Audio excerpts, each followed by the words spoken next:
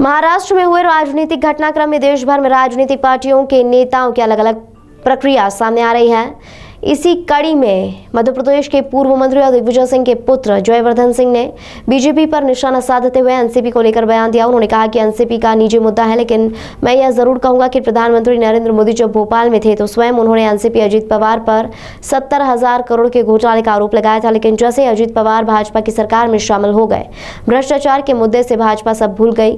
यह अब जनता को समझना होगा कि मोदी के जो भाषण होते हैं, भाजपा के जो होते हैं, वह सिर्फ उनके स्वार्थ के लिए होते हैं।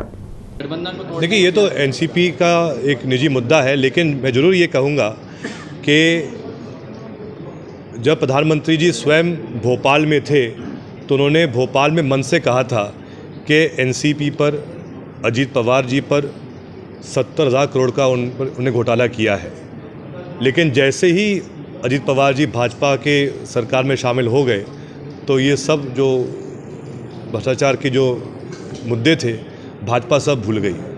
तो आप जनता को समझना होगा कि जो भी भाषण मोदी जी के होते हैं, भाजपा के होते हैं, सिर्फ उनके स्वार्थ के लिए होते हैं। एक बार जैसे ही कोई भी व्यक्ति जो भाजपा से डर जाता है और उनके सामने ढोक करता है और जब उनको वो माफ़ कर लेते हैं तो जो उस व्यक्ति के सब उस पर जो इल्ज़ाम लगते हैं सब भाजपा भूल जाती है। तो ये कहीं ना कहीं